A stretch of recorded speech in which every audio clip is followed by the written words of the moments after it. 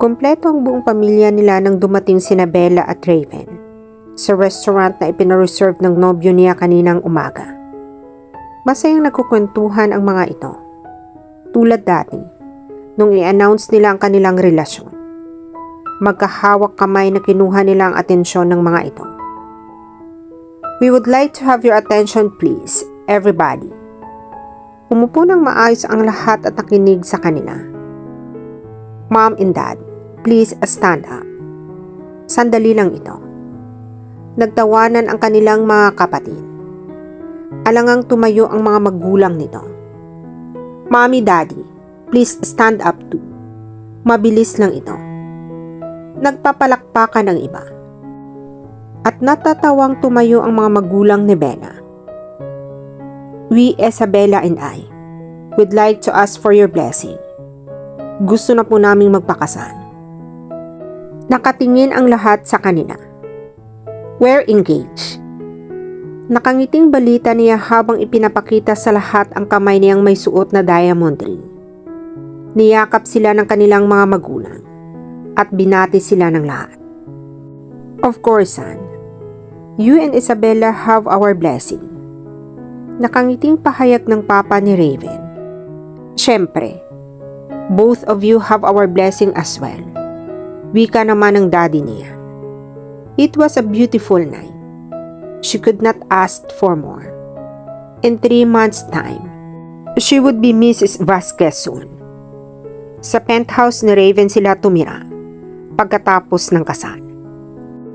It was a wedding Isabella had always dreamed of. It had been 6 months since the day they said "I do," and everything seems perfect. Tuwing Biyernes, na lang siya nagpupunta sa shop niya upang i-check in. She preferred to be a good housewife to Raven. Pauwi na siya galing sa bahay ng kanyang mga magulang upang magpahinga. Doon siya dumidiretso pagkatapos mananghalian kasama ang asawa niya. Medyo masama ang pakiramdam niya lately, pero hindi niya pinapaalam kay Raven dahil mag-alala lang iyon. Naghihintay siya sa pagbukas ng elevator nang lumapit sa kanyang isang maintenance personnel ng building nila. "Mrs. Isabella Vasquez, sulat po para sa inyo. May nag-iwan po sa guard natin kaninang umaga. Naka-address po sa inyo." Hindi po nakasara ang sobre na ito, ma'am, nung inabot sa guard. "Thank you po, Manong." Pagkatapos ay nagtuloy-tuloy na siya sa elevator papunta sa penthouse nila. Nasa loob na siya ng bahay nang pagmasdan niya ang sobrang iniabot sa kanya. It was a pink envelope and may card sa loob. Katulad ng natatanggap niyang card sa admirer niya kuno. Ano na naman kaya ang pakulong iyon ni Dina? Binasa niya ang laman ng card. Last na ito. "Meet me at the parking lot ng condo ninyo at exactly 6 p.m. I have something for you. If you don't show up, I'll feel sorry for you because you've been living a life full of lies." Kinabahan siya. Hindi niya alam kung ano ba ang gustong sabihin nito. 4:00 na ng hapon. May 2 oras pa siya para magdesisyon kung ano ang kanyang gagawin. Tinawagan niya si Raven. Iyon ang klase ng problemang dapat ay silang dalawa ang humarap. Pero hindi nito sinasagot ang tawag. Inilabas muna niya ang mga lulutuin niya para sa hapunan bago sinubukang tawagan ulit ito. Pero hindi pa rin ito sinasagot ang tawag niya. Nag-text na siya na sagutin nito ang tawag niya dahil may importante siyang sasabihin. Pero kahit isang reply, ay wala pa rin siyang natatanggap mula rito. Nagluto muna siya. Baka kasi marami itong ginagawang trabaho kaya hindi nito magawang sagutin ang kanyang mga tawag. Tapos na siyang magluto at nakapaglinis na rin siya ng bahay. Umupo siya sa sofa at sinubukang uli itong tawagan. 5:30 na ng hapon. 30 minutes na lang ang naghihintay ng kanyang secret admirer kuno sa ibaba ng kondo nila. Kinakabahan siya. Kung kailan naman masama ang pakiramdam niya, ay saka pa nito gustong makipagkita. Hindi pa niya makontak si Raven. Pumikit siya. Gusto na lang niyang matulog pero hindi niya magawa. Paulit-ulit niyang sinubukang tawagan si Raven, pero hindi pa rin ito sinasagot ang cellphone nito. Marami na rin siyang naipadalang text messages dito, pero wala kahit isang reply. Sinubukan niyang tawagan ito sa opisina. Si Mrs. Daso ang nakasagot ng phone. Busy raw si Raven dahil matindi ang kaso na hawak nito ngayon. Nag-shower lang siya sandali. Iniwan niya ang sobre at card sa center table at naghanda na siyang bumaba sa parking lot para makipagkita rito. Pero bago siya tuluyang nagpunta sa parking lot, ay kinausap muna niya ang guard sa kondo nila. Manong Jean, kapag dumating ho ang asawa ko, pakisabi puntahan ako dyan sa parking area natin. Kapag hindi niya ako nakita doon, pakisabing basahin niya ang card na iniwan ko sa center table. Nagpasalamat siya sa guard at nagtuloy sa parking lot. Madali niyang nakita si Dina. Naka-fitted black jeans at white blouse ito.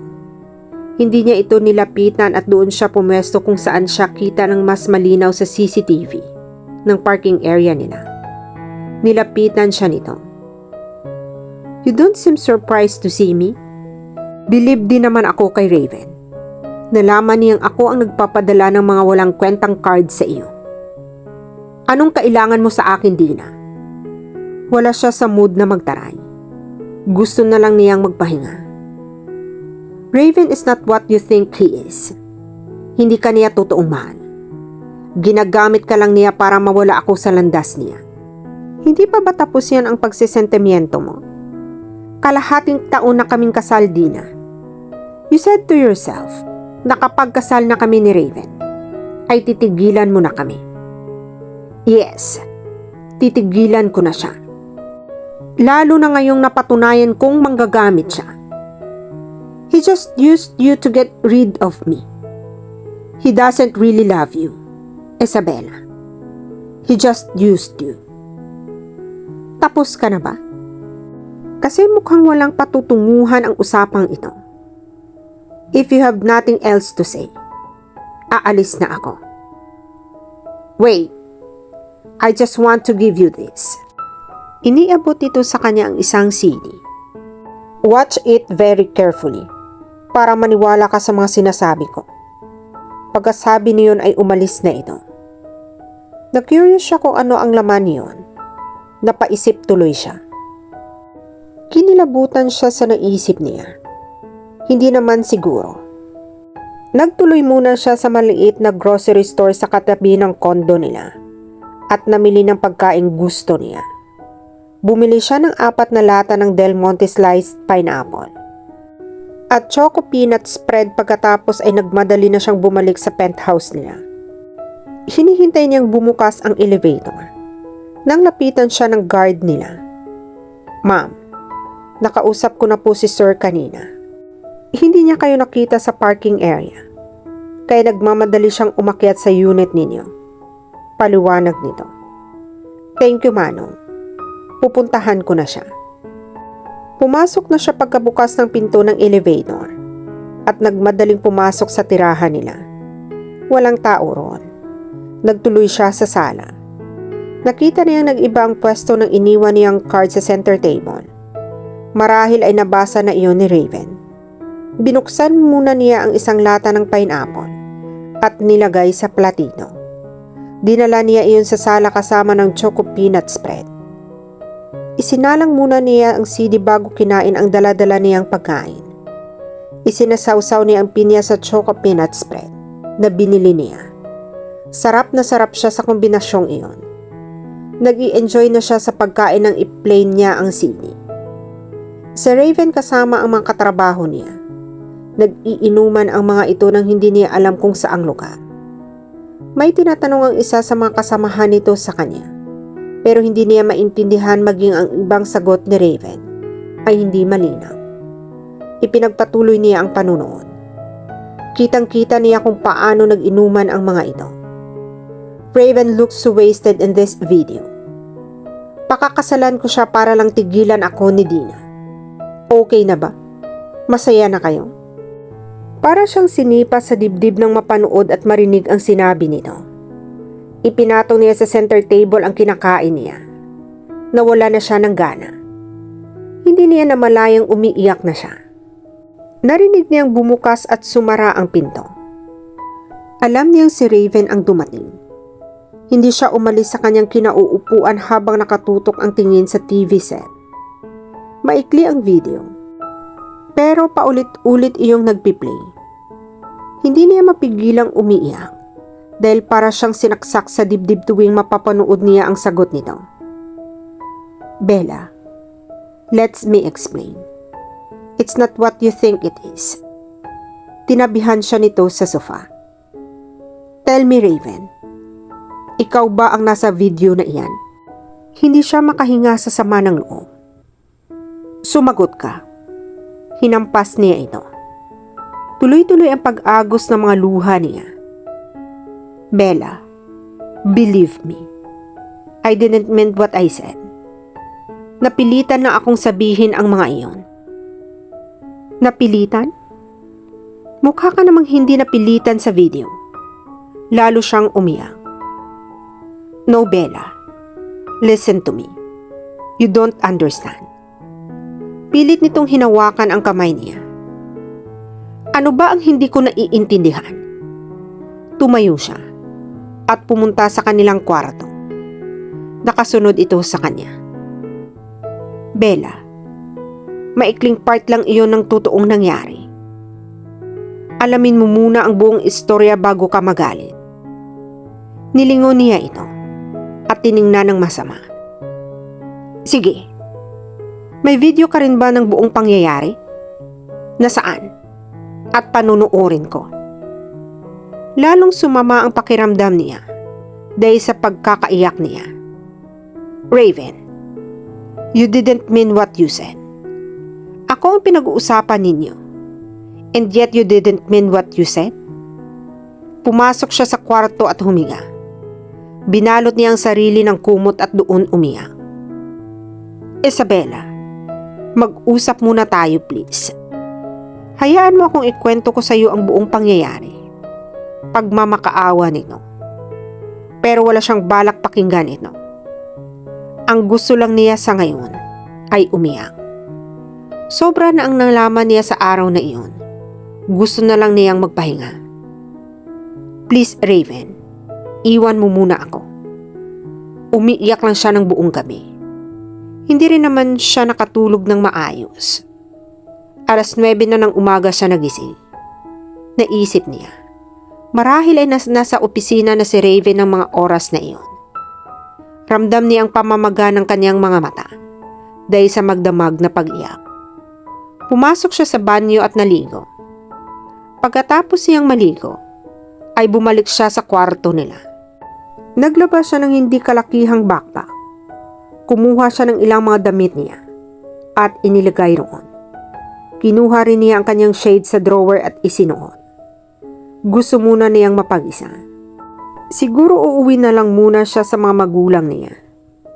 Nagulat siya nang makita si Raven na nakasandal sa tapat ng pintuan. Doon na ito nakatulog. Gusto mo bang kumain? Ipaghahain kita. Hindi ka kumain kagabi. Tumayo ito at hinawakan ang kamay niya. Busog pa ako. Sinubukan niyang palisin ang mga kamay nito, pero mahigpit ang pagkakahawak nito sa braso niya. Isabella, saan ka pupunta?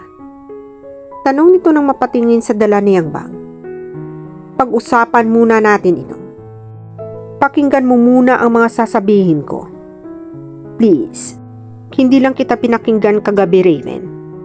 Pinanood pa kita. Nilagpasan niya ito. Listen to me first. May istorya kung bakit ko sinabi iyon. Matagal na iyon. Pakinggan mo muna ako. Please. Gusto niyang paniwalaan ito. Pero paano? Anong pakinggan at paniniwalaan ko, Raven? Ang sinabi mo sa harap ng mga kasamahan mo? O ang sasabihin mo sa akin ngayon? Masyado nang masakit ang mga narinig ko at nakita ko. Don't make things even worse. Isabella. Pinigilan siya nitong lumabas ng pinto. I'm so sorry kung nasaktan kita. Hindi ko sinasadya. Mga lasing na kami noon at napilitan lang ako. Hindi ko sasabihin iyon ng wala lang. May kwento kung bakit ko sinabi iyon. You know me, Isabella. I love you. I love you so much. Believe me. Nakikita niya ang sakit sa mga mata nito. Pero siya ang mas nasaktan sa nangyayari. I don't know, Raven. Doon muna ako kina Mami at Daddy. Anong gusto mong gawin ko? Para maniwala ka sa akin. Ayaw ko nang basta kwento mo lang. Patunayan mong sinabi mo para mawala ang lahat ng alalahanin at pagdududa sa dibdib ko. Pag nagawa mo iyon, uuwi ako. She wiped away the tears that fell down her cheeks. Aalis na ako. Ihahatid na kita. Ayaw nitong bitawan ang kamay niya. Kaya ko na ang sarili ko, Raven. Hayaan mo muna akong makapag-isip. Wala itong nagawa, kundi ang pakawalan ang kamay niya. At panuuring unti-unting lumalayo. At dito na po nagtatapos ang part 11 ng ating kwento. Sabay-sabay po nating abangan ang susunod na kabanata. Be good, be safe, and God bless po everyone.